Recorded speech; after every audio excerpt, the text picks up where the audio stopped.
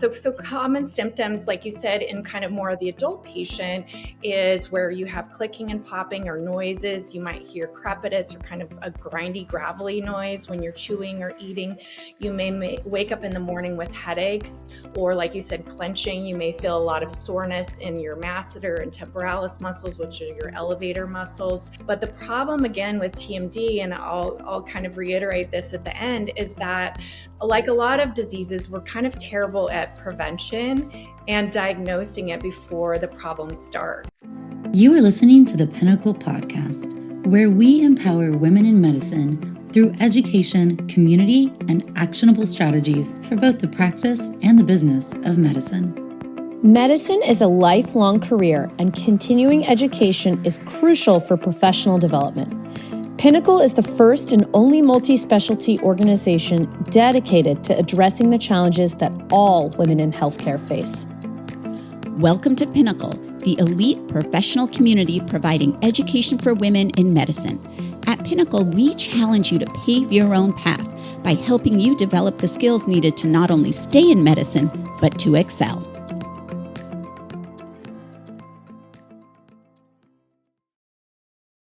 Hello, and welcome back to the Pinnacle Prescription Podcast.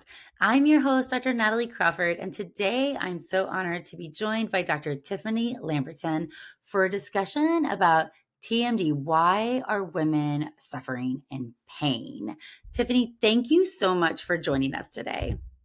Oh my goodness, this is such an honor to be on your podcast. Thank you for having me. I'm so excited to talk with you. This is a topic that's near and dear to my heart. So here, let's go for it. I love it. So just to give a little background and introduce everybody to who you are. You have dual degrees in physical therapy and dentistry from Loma Linda University, which is really fantastic. I'm going to brag on you. You also won the prestigious Oral Pathology Award, and you tutored fellow dental students while you were in school. You're also currently secretary for the Pierce County Dental Society. So you're actively involved in the dental community, and I know you're a huge supporter of women in medicine and women in dentistry, and I'm so excited to be having this conversation. I also heard that you have a puppy Wookie that maybe we'll make a guest appearance or maybe not. But why don't we just kick it off and you can tell me a little bit about, TMD, what is it? Like, give us a breakdown of first things. What do we need to know? Yeah. Well, again, as being a PT first and then kind of going to dental school, what I saw through my training was that there's kind of this mismatch between providers where, as dentists, we're learning, all of the head and neck anatomy. But then when we get up on the clinic floor, we kind of forget about it because we just worry about the teeth and how they fit together and how your bite is. So we get a lot of training in occlusion and not a lot about the TM joints themselves, which everybody has TMJ. They have a left and a right one. And what ends up happening is when you have problems with those joints where you have clicking and popping or locking or headaches, it kind of gets thrown into this whole pot that's called like a secondary headache disorder. And it's called TMD or Temporomandibular Joint Disorder. And so patients are confused. Dentists are confused. What are we talking about? But, I think that as I got into my career, I started to see the overlap between, some of the musculoskeletal problems of the head and neck and how the jaw works. And my mission when I started TMD Collective was like, let's all be talking to each other better. Let's be talking to our colleagues on the medical side. Let's be talking to our dental specialists and our therapists because, as we can tell, if you have a problem with your jaw, it affects everything in your life, right? Chewing, eating, kissing, yawning, singing. We use our jaws all day long. And so if you have a problem with that, you really start to notice it. And, the prevalence, we know about 30% of the adult population has TMD. That's so common. So common, and it's more women than men. Of course, like all pain or inflammatory disorders, right? There's always this female focus or predominance to it. But then I also see, at least in women's health too, that there's such a lack of focus on what can you do about it and how do you make it better and even starting as simple as recognizing the symptoms. Do you want to go over like what are some common symptoms? Because I know I have this, and for years I just thought it was normal to like grind your teeth or clench or have headaches and just didn't even understand. We can even get into how bad it is, but what some of those symptoms were and that they are not normal. Yes. So common symptoms, like you said, in kind of more of the adult patient is where you have clicking and popping or noises. You might hear crepitus or kind of a grindy, gravelly noise when you're chewing or eating. You may wake up in the morning with headaches, or like you said, clenching. You may feel a lot of soreness in your masseter and temporalis muscles, which are your elevator muscles. But the problem again with TMD, and I'll kind of reiterate this at the end, is that like a lot of diseases, we're kind of terrible at prevention and diagnosing it before the problem starts. So one of my whys was, a lot of the patients that I see in my practice, they've already had these problems. They've jumped from practitioner to practitioner. They've seen chiropractor, they've seen PT, they've seen dentist, and they're like, why am I not better? And if we could get better at early detection, especially in these young girls from the 5 to 15-year-old kind of pre-orthodontic condition. So I can kind of talk a little bit more about some red flags. So how do we know in this early age, especially you said, age 5 and above, what are some of those signs or what could we look out for? I'm thinking I have a high functioning, high stress 10-year-old daughter. So what is there that we might think about could be early signs? Yes.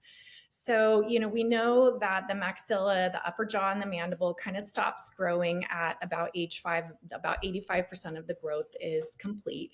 But what we start to see is a very specific phenotype that as dentists and as medical providers, you can start to see, and what we call it is like a retrognathic mandible. So, from a dentist, we call it a class 2 bite where the lower jaw is pulled back compared to the upper jaw. Some people call it an overbite or an overjet, or sometimes the front teeth don't couple together. So in dentistry, we call that an anterior open bite. So when you're starting to see the dentist, your kiddos may be like 5 to 7, and they're like, oh, I think your kiddo might need jaw surgery, or I think they might need orthognathic surgery, or they may need orthodontists to, braces to move the teeth. The question is why are we having that mismatch between the upper jaw and the lower jaw? And what we're discovering is that sometimes the mandible doesn't grow to its full potential. And a lot of times we've made that kind of a multifactorial thing. Maybe it's genetics, maybe it's hormones, maybe it's trauma. So what I'm trying to do in my practice is to really combine that comprehensive exam of the teeth and the upper quarter muscles of the head and neck combined with modern imaging. So in our world, we use a lot of cone beam CT and also MRI to both look at the osseous structures as well as the soft tissue of the TM joints. And so I think that's where sometimes there can be a breakdown between the medical community and the dental community, is because, you start to talk to a parent about like, hey, I think that, we need to do some more advanced imaging of your young daughter before she starts her braces. They're like, well, why? She's not having any pain. She may be clicking, but she may not have kind of gone all the way down into that disorder. But when we're starting to see that mismatch of the teeth, that could be a clue to what can be going on under the surface. And so, in my job, I'm starting to order more MRI imaging of the TM joints to see the soft tissue, because on each joint, you have an articular disc that's tethered by collateral ligaments on the medial lateral pole. And what can happen with trauma or, genetics is that disc can be knocked out of position and dislocate to where if that soft tissue isn't protecting the bone, you start to have degenerative changes of the condyle early in life. So, we're talking a 7-year-old with that's crazy. These are young kids and you're already seeing degeneration. And I guess it makes sense because it's so commonly used, right? Like even before kids start walking, they're using their jaw for different things. On the chin, or they fall off a rope swing, or they're a gymnast, or they get hit in the face with like a soccer ball, or and so some of it is, that detailed history that you're taking, because if you say to the parent, like, oh, has your child ever had any trauma to their head and neck? They're like, no. And you're like, well, what about this like little scar on their chin? Oh yeah, they fell in the bathtub when they were 3 years old. There was blood everywhere. We had to go get stitches. You don't always like equate the trauma. Sometimes, you may of the head and neck, but not necessarily to the TM joints. But when the soft tissue is disrupted, that's kind of sets off these young girls, especially on this kind of like long course of dysfunction. And so I had a patient this week who's 15. We had her MRI. Her discs are completely locked in front of the condyle in all of the positions that she moves her jaw. And so, just trying to explain to the mom, like, she's like, well, like, will she get better? And I think that that's the narrative that we've had in the past, is that just ignore it. It's going to go away. You're going to grow out of it. But what we see is that they don't grow out of it. And what ends up happening is if they get put into, let's say, an orthodontic device, let's say it's an appliance that pulls their jaw forward. If that disc is locked out in front, instead of covering and protecting the growth center of the condyle, all of a sudden you start to get marrow edema. You start to get breakdown of the bone. And so it starts to make the deformity worse. So, a lot of, kids they're doing mewing these days. I don't know if you've like seen that. No, I'm like, what is that?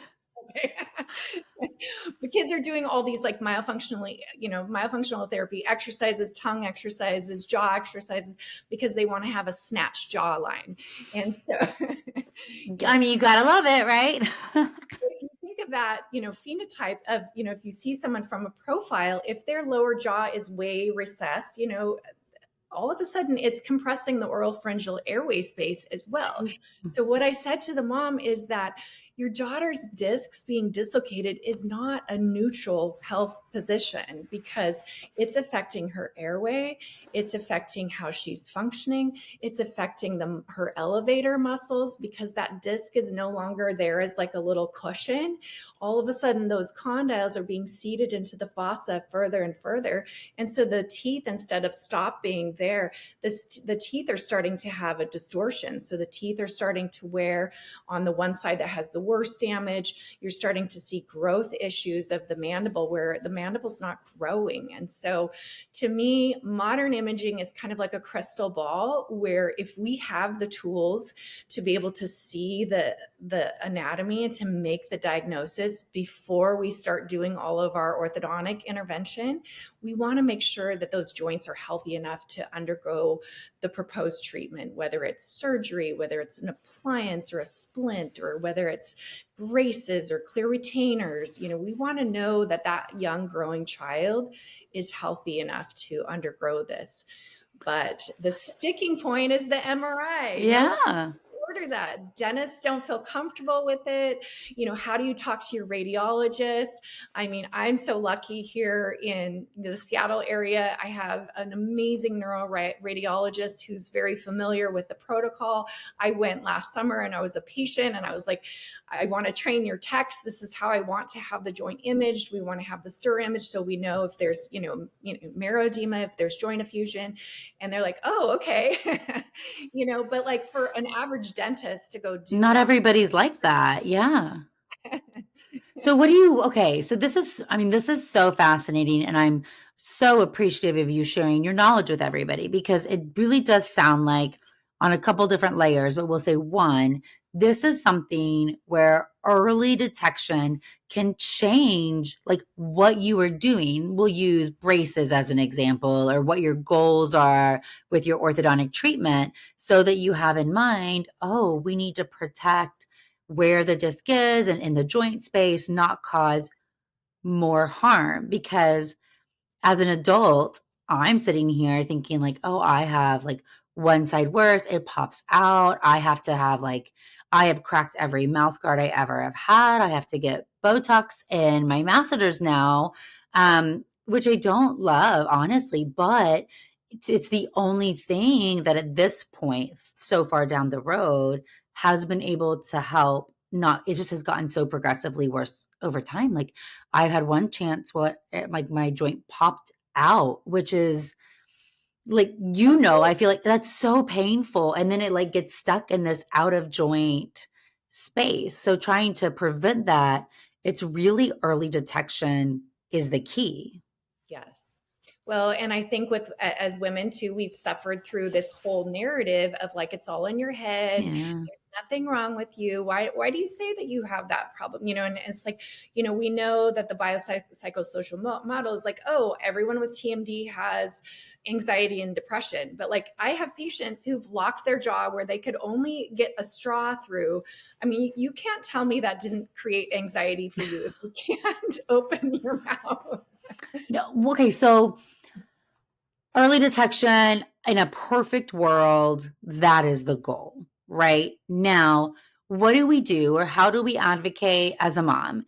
If I'm concerned, my daughter's orthodontist or dentist, somebody says, hey, I think, she's going to need, an expander, some braces, this or that.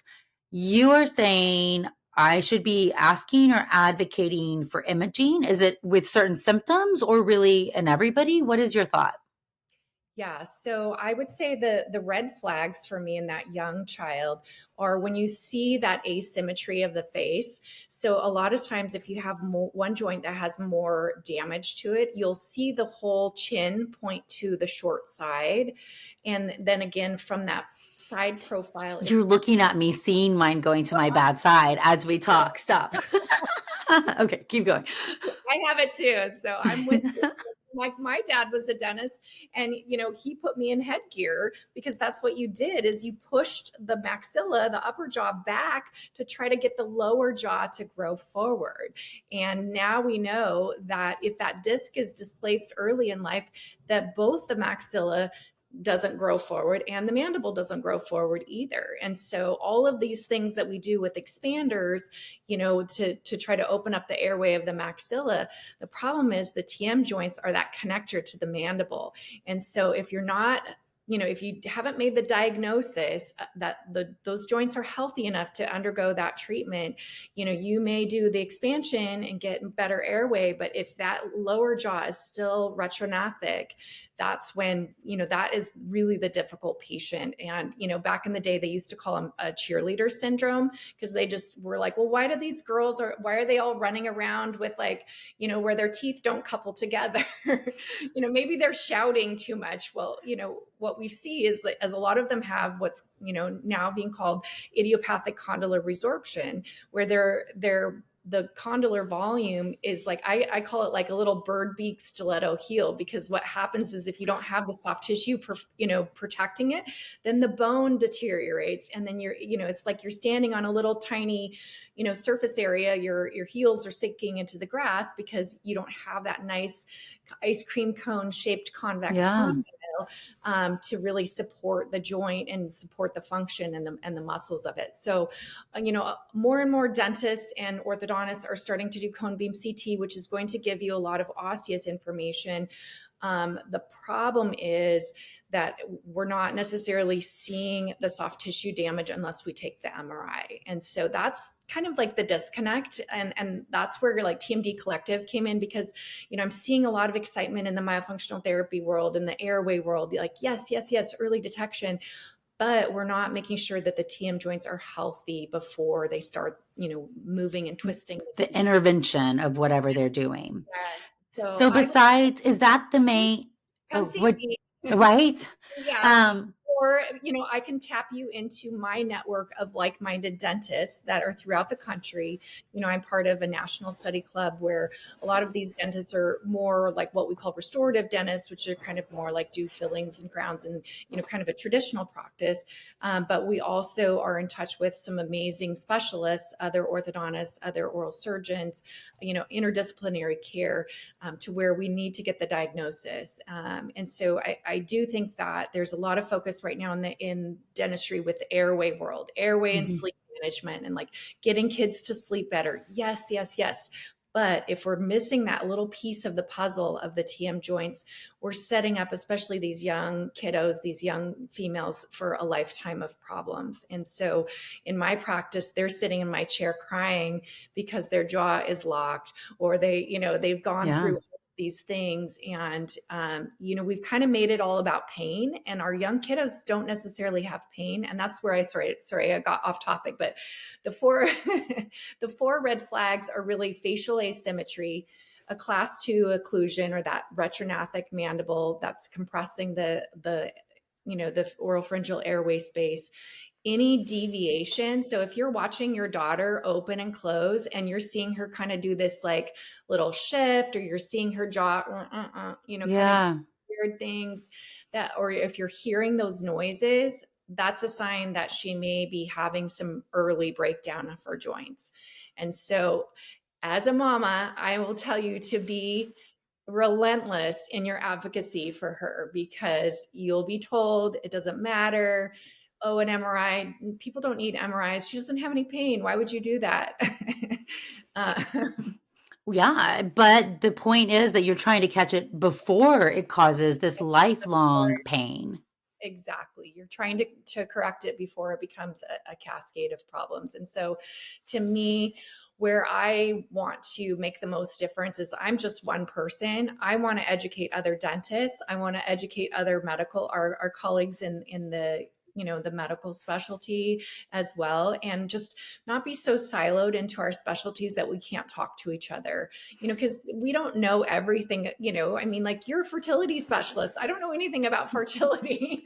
I am learning so much, and I just love, like, you're throwing out jaw words like they're normal conversation, but it is true. And even listening to this podcast are a lot of medical professionals in other, areas, but I'm sure as they're listening, like a pediatrician, a family doctor, you're going to be seeing, especially that young girl age range, but then especially as women age, thinking about what role that person might be able to have that could be helpful, right? Saying, hey, you need to see your dentist about this, but maybe I can help facilitate and order this MRI. Of course, they're going to have to figure out your protocol, but even putting that little nugget that you could make a huge difference in their quality of life later if you can be the one to detect and to educate now, which is something that I always feel very strongly about. So I love what you're doing. And I have a lot of questions about TMD Collective. But before, I want to ask a few other things about, so what about the majority of us now? Like when we were, 5 to 15, everybody said, don't worry about it. You'll grow out of it, do the headgear. And now we have this group of women who are, suffering with jaw pain or headaches or clicking or popping or grinding. And I'm an example where my dentist is like, you're wearing down your teeth. What can we do at this stage when some of the damage has already been done? What is there to do to try to make it not get worse or slow it down? Or do you have any advice for us? Yes. So it kind of comes down to treatment for the adult patient. A lot of us have already had orthodontics to try to like fix our bite and fix our teeth, because the old way of thinking of it was a bad bite causes bad joints. Well, now we know that probably the joint wasn't healthy to begin with. And then we tried to crank the teeth into an ideal position, and Made it worse. wasn't helpful. So the two treatment pathways for kind of my age and is really surgical versus non-surgical or conservative therapy. So, and I think that TMJ surgery got itself a really bad name. We tried a lot of things with different types of materials, trying to substitute, grafting material using fat, autologous fat graft, joint replacement. Not to say that surgery is bad. I would just say that there's variability, and there's, there can be a ton of risks and benefits with any surgery that you undergo. And so I think it's hard because, in the orthopedic world, knee surgery is totally routine. Lots of people are doing it. They're, that you can have a torn meniscus, you can have arthroscopic surgery, and you can be back to your sport easily. The problem is there's just not that many TM joint surgeons.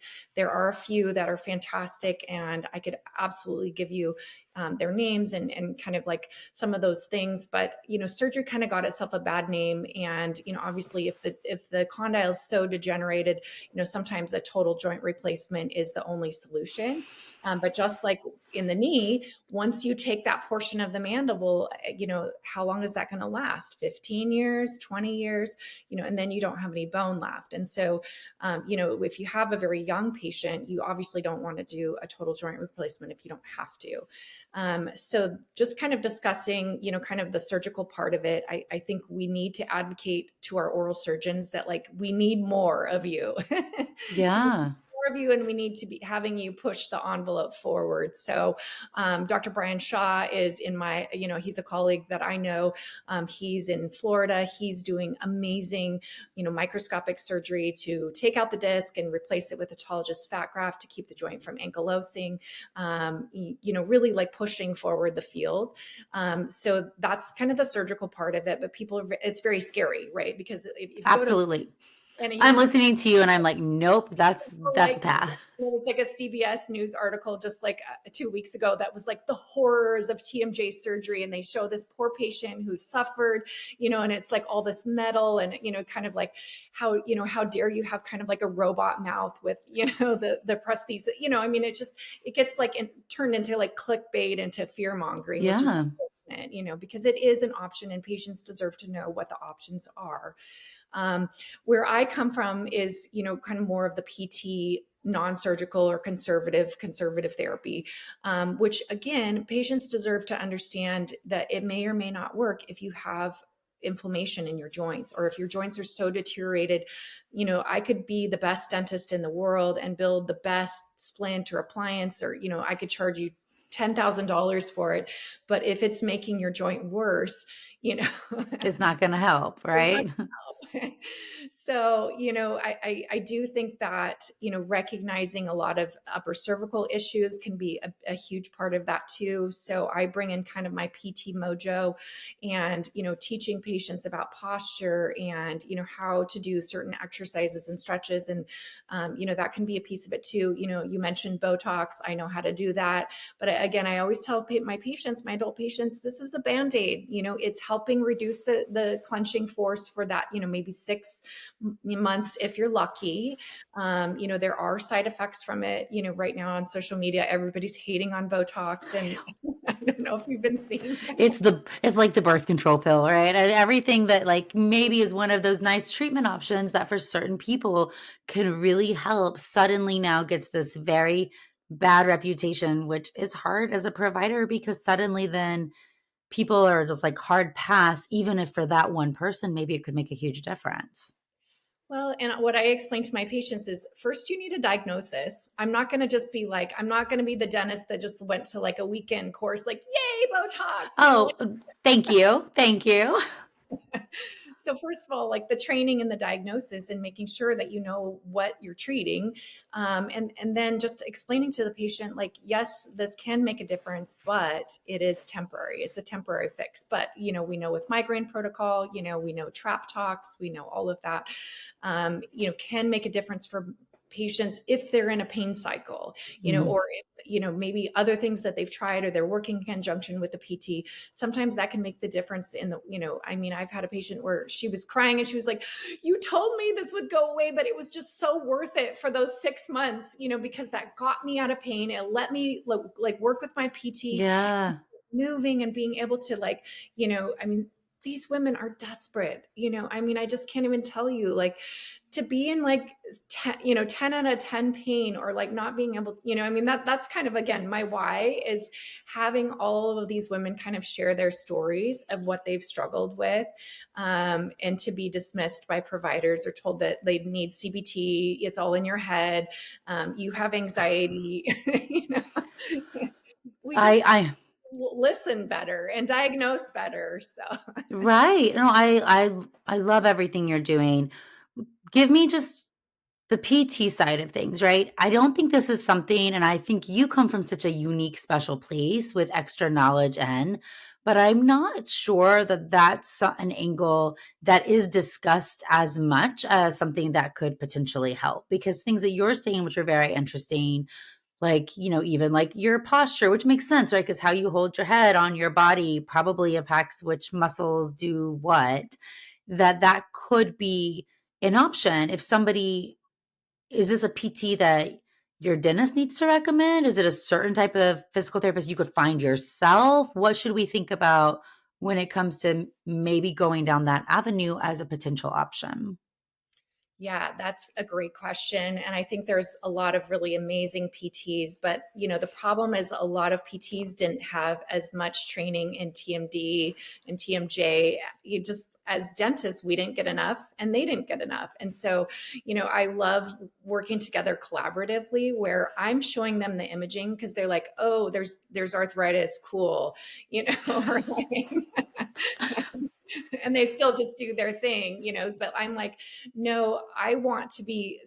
What I envision is that the general dentist who is aware, a TMD aware, TMJ aware, they need to be directing the treatment and they need to be telling the physical therapist, hey, this patient has this based on their imaging. Please don't do this exercise. Or the myofunctional therapist, this patient has a disc that's locked in place. Please don't do exercises that just continually like distalize the condyle. They have a hot inflamed joint. Please don't just take a cookbook approach.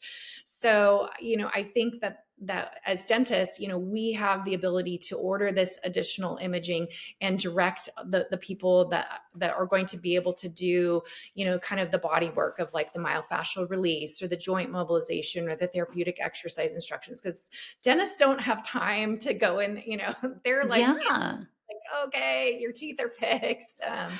They don't want to touch the neck, which is just, you have to be able to work together. So I guess I envision, kind of more of this interdisciplinary center where we're talking to each other, we're directing the treatment, just how you work together with your other colleagues, that, okay, we see this on the imaging, we may need to loop in ENT.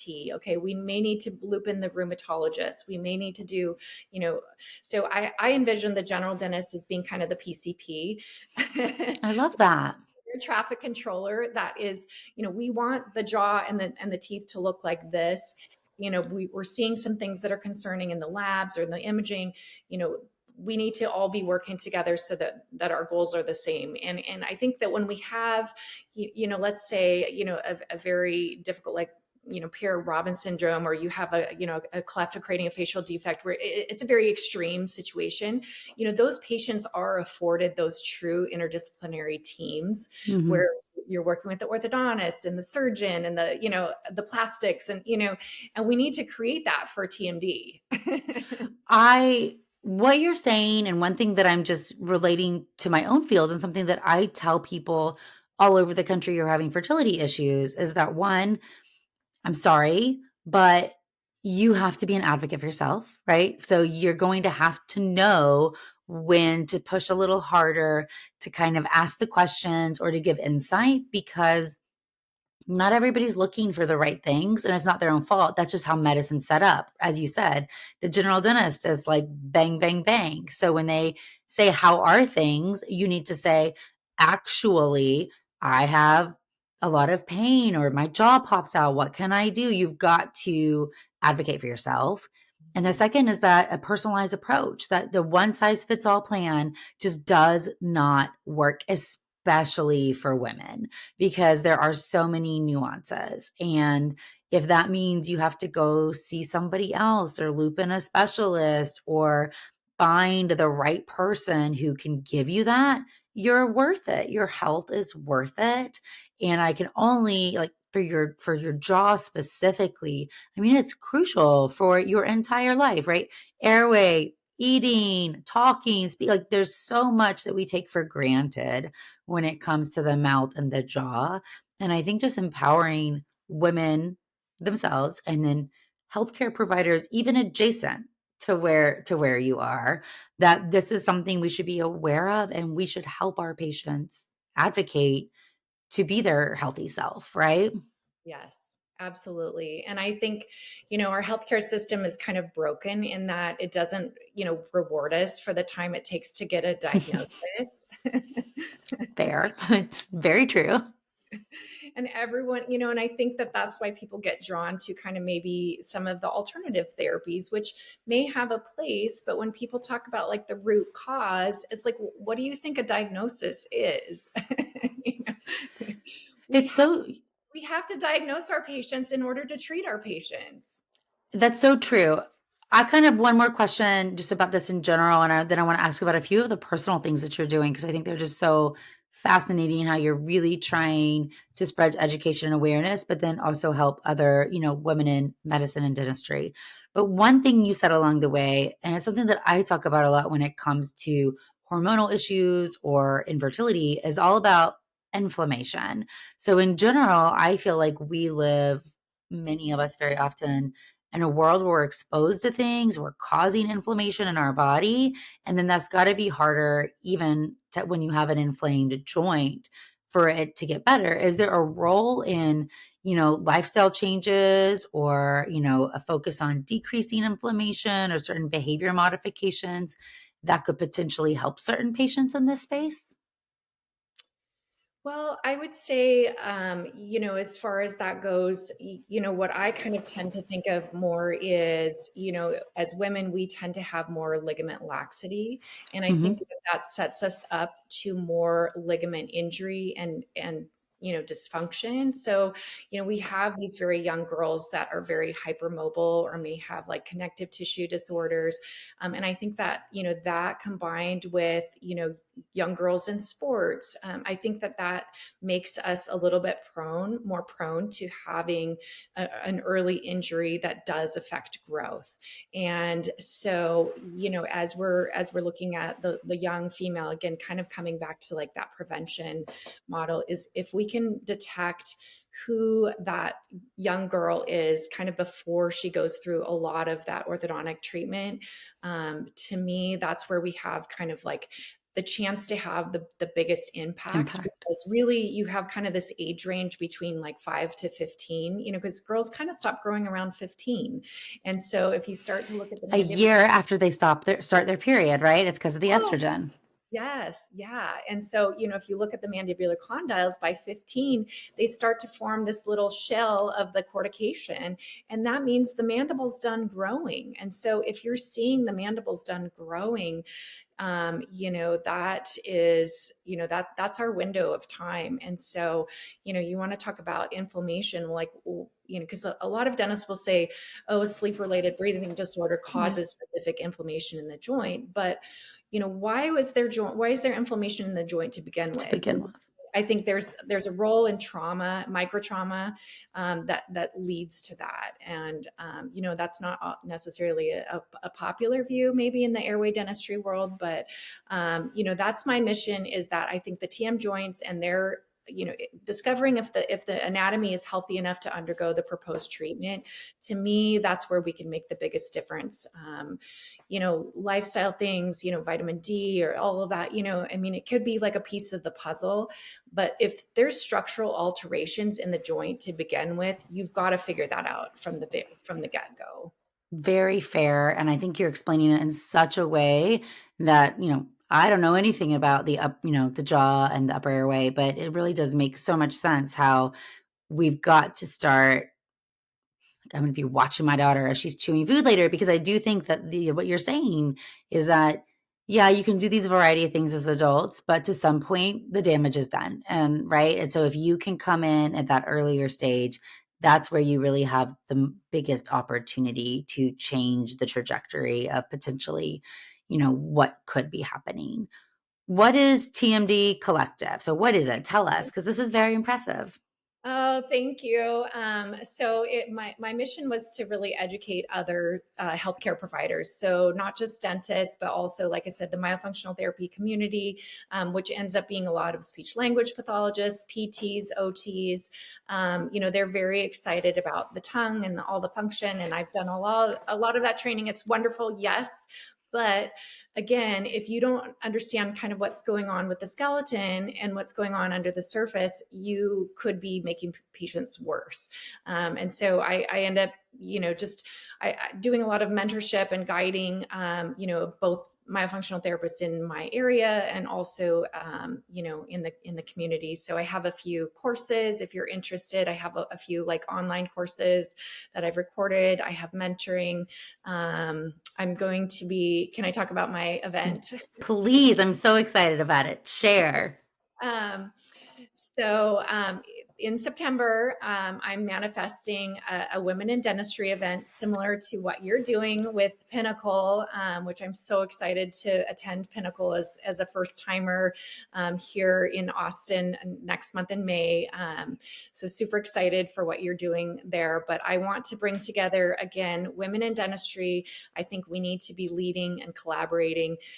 We have such different needs than our colleagues across the aisle because a lot of times we're juggling all these different roles of maybe being a parent or, trying to run a private practice or, the dog and the kids and, Mm-hmm. these things in our own health and well-being. And so I'm a huge advocate for Pilates. I'm obsessed. I'm certified. I have friends. And so the Women in Dentistry event, if you have dentists that are interested, it's going to be bougie. It's going to be pink. It's going to be I amazing. love it. It's going to be Pilates. It's going to be here in Tacoma, Washington, which is just close to SeaTac Airport. And it's going to be amazing. So stay tuned for that.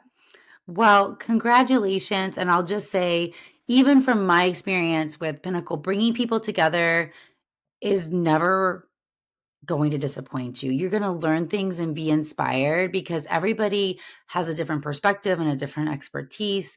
And so much of, healthcare in general has been siloed where you just know by the people who trained you or what you're exposed to. And that's the way you think it should be done. And when you start seeing people who are doing things creatively and pushing boundaries, you change both your own life and how you take care of patients as well. So I am so impressed by everything you're doing. I'm so honored that you're sharing your expertise with all of us. My final question for this podcast is, what's your Pinnacle pearl that you want to share with other women who are in healthcare? Sure. I would say my pearl is if your discs are dislocated, that is not health neutral. Because we know that if that, even you get that small shift of the mandible back towards the airway space, if it starts to compress it, you can't lay on your back and have your jaw drop back. We know that that's, if you can't breathe, you're not going to thrive. So, recognizing, the dysfunction in the joints early is going to, like I said, it's going to change the trajectory of our young patients' lives. So really working together as a team to make our diagnosis, I think is crucial.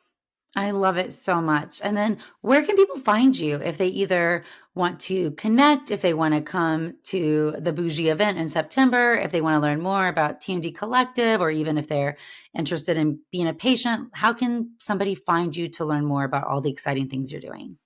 Sure. So my website is tmdcollective.com.